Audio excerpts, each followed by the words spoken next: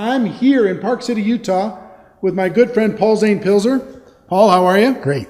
Paul invited us to his home, magnificent, interesting home up here in the mountains. And we just finished an interview for the network marketing documentary that's coming out the end of this November. And Paul's actually going to be at the event speaking as well. He's going to be just coming off a tour in China.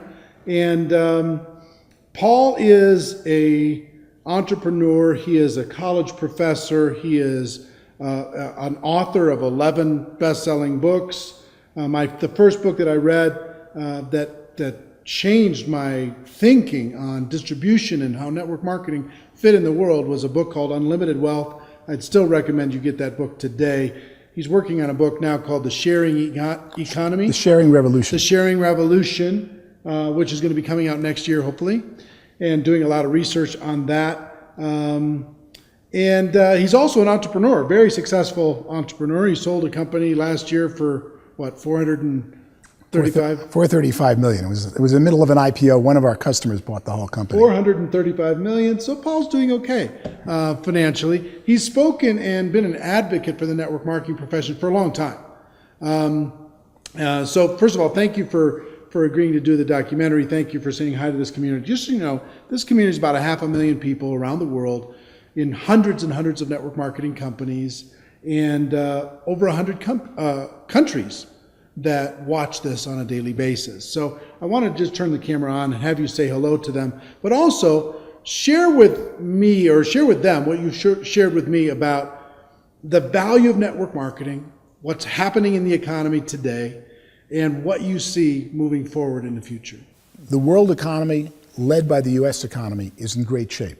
Our gross domestic product is going up every quarter by substantial numbers for the last few years.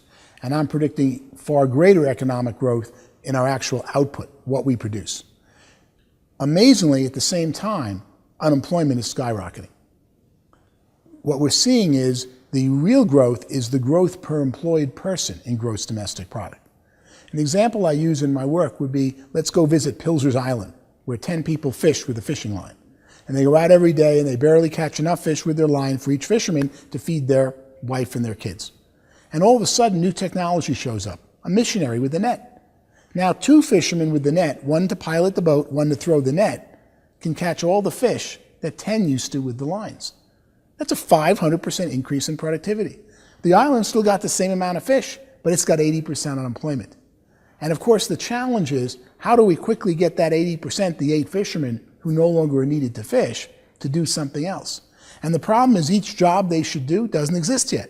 One becomes a teacher. They never knew you could hire a teacher. They thought you have to teach your own kids. One becomes a doctor. He takes care of sick. I thought you only take care of your own kids when they're sick. One becomes a roofer. They don't just fix the roof. He becomes a specialist at learning how to keep their huts from leaking. All of a sudden, the economy grows a major amount, 500%, with roofing, with teaching, with medicine on top of the fish.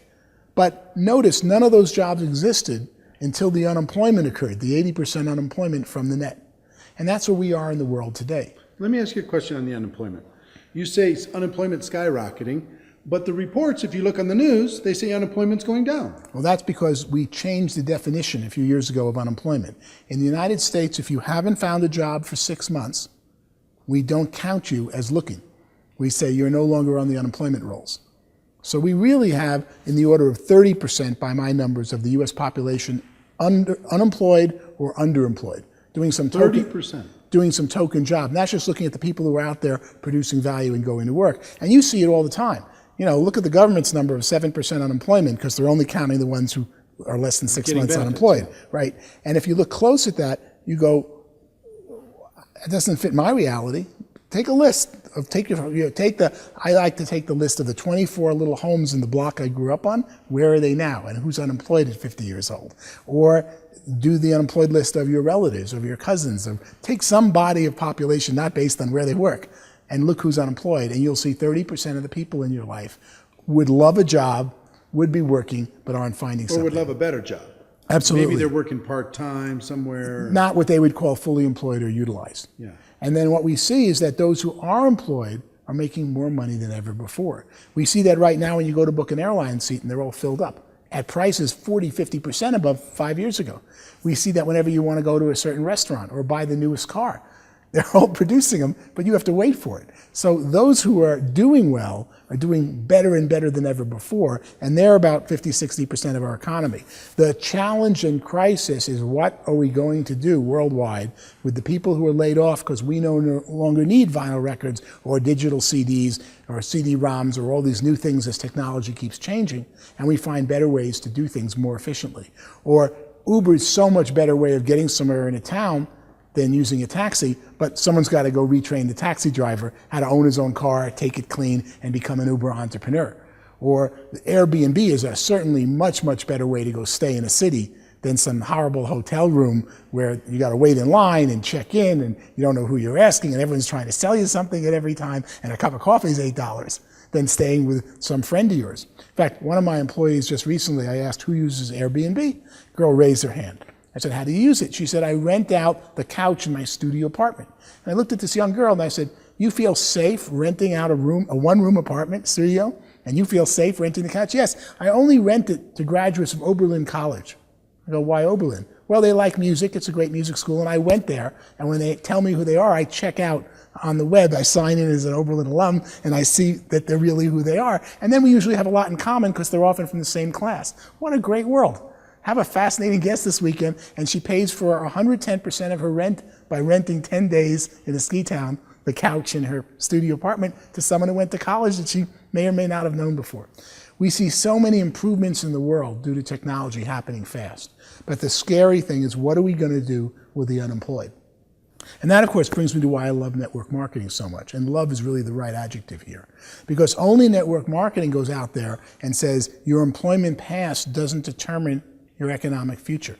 Only network marketing says, you convince me you really want this, I'll take the chance and hire you. But I wouldn't hire you as an employee coming up with the money and the forms and having to pay you whether you produce or not. I'm going to hire you, but you're only going to make money if you listen to me and we train you together and we work and can succeed. So only network marketing has the opportunity to offer opportunity to so many people who have fallen off track. And that is unemployment, particularly the unemployment caused by structural unemployment, that's changes in technology, is the greatest crisis facing the United States and the developed world today. Because eventually, when you hit 60, 70% unemployed, you're in big trouble. Saudi Arabia has 90% unemployment because they pay people for not working and they import all their labor, and they become the hotbed for spawning so many bad activities and bad formats. We're right behind them unless we find ways to retrain people who are displaced by technology, and network marketing leads the way in making that happen. So tell me what you think about the future of network marketing. As we retrain these people, new skills, entrepreneurial skills, we teach people how to be entrepreneurs, take charge of their life, run their own life, get away from that job if they want to, have that extra income, build a career. What do you see as the future? Well, ultimately, the companies that succeed today in network marketing, while they think it's their product or something that's unique, what they're really succeeding at is intellectual distribution, distributing information about a product or service that will improve your life. Original network marketing was carrying goods, distributing when there wasn't UPS, there wasn't the post office, and you had to take them out of your trunk and lug product all over the place. Today, network marketing, virtually every network marketing company, is really about somebody teaching something else to someone, teaching a better method to someone, a better product, a better business way of doing business. And that is the strength of network marketing, and that's the bottleneck. As new technology comes up that would allow an Uber, an Airbnb, or so many things I'm studying in the sharing economy to exist, someone's got to teach the consumer how to use the new technology. And network marketing, while you think you're developing your wellness business, you're really developing your skill business at teaching other people new things. And that's going to be where the big money is. It already is in network marketing. That's going to be increasingly where there's more money in society, because companies want to train you or teach you to go train people about their product. Nobody does that as well as the network marketing industry. Yeah, I agree with you. And one thing I would tell you that I learned from your book, Unlimited Wealth, way back in my early days of network marketing, is you talked about something in the book called the technology gap. The difference between where technology was and it's inside of a company and where it could be, where it could or individuals, the way in which you shave or drive to work, and the better way you don't know about yet. And what little things sometimes stick in my brain, and they change the way I think from then on. And from then on, I thought about everything that I did. Where was I on this skill, my personal skill on finding people to talk to about my business? Where was I, and where's the best? What's the best there is? What's the blue chip standard?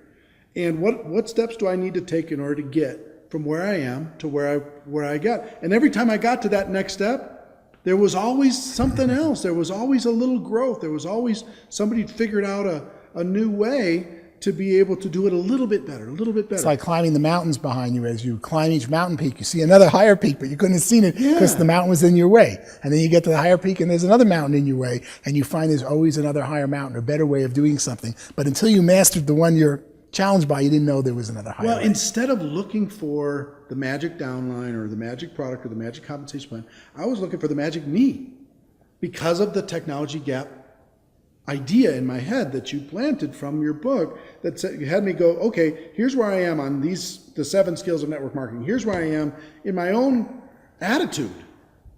So talk about for a moment just about the value of deciding to be a lifelong learner, the value of getting excited about a new idea, and why network marketing rewards that so well and encourages that so well. Mm-hmm. It's a question of faith. You go out to learn a better method. You master some area of a computer. You master some way of doing something. You learn a new network marketing technique to build your downline or communicate with people. And then you have faith to go, even though I just did all this and all the work, there's a better way out there. I'm going to have to ride and use what I just learned, but in 3 months or 6 months, I'm going to start again, because there's always newer and better methods. And the people who succeed are the ones who adopt those the fastest. My quote back then in Unlimited Wealth was to the effect of, prosperity belongs to people who learn things the fastest. In the old days, you were told, learn this job, learn this function, do this and this better. I can hear my parents than everybody else. Wrong, because if you stay focused on one thing doing it better, there's a new method that's so much better that the person who uses the technology grows the fastest. You know what I found is interesting in network marketing? That the companies can focus on innovation, but I don't need to focus too much on innovation. I actually need to focus, which is something much harder, I think, when it comes to a large group of people, is simplicity. That's the difference between being average and being exceptional, is how simple can I make it? How basic can I make it so it's doable for a brand new person and they can pass it on to the next and they can pass it on to the next? So it's not really about necessarily massive innovation, being radically creative. I need to be creative and clever and strategic in my mind of how can I get it simpler? How can I say it clearer? Well, that's the true genius. The best nuclear physicist can explain physics much better than the normal high school teacher teaching physics, even though he's explaining it to a 10-year-old. And if you practice teaching, as you and I both have young children, practice teaching things to children in the 8 to 16-year-old range, that's when you learn you really know it. I keep going back to the drawing board when my children ask me questions about economics or politics, and I go, oh, no, I really can't explain it yet. And I go back for hours to go get a 5-minute explanation for them of something I thought I know. Only when you can teach it to a 12-year-old do you really understand the subject. Well, Paul, we talked, we've been taking up a good portion of the time today. We talked probably an hour and a half on just the documentary itself before we decided to do this real quick. But I can't wait to see you in November at the Mirage in Las Vegas. Can't wait for you to enlighten people on all of the research that you've done and the value that you can bring to that community. I want to thank you for what you've contributed to my life and my career and my thinking, and what you've done for millions of other people in the network marketing profession. So I appreciate you, my friend. Thank you very much. All right. And ladies and gentlemen, our wish for you is that you decide to become a network marketing professional, that you decide to go pro, because it is a stone cold fact that we have a better way. Now let's go tell the world. Everybody have a great day. I'll see you next time. Take care. Bye-bye.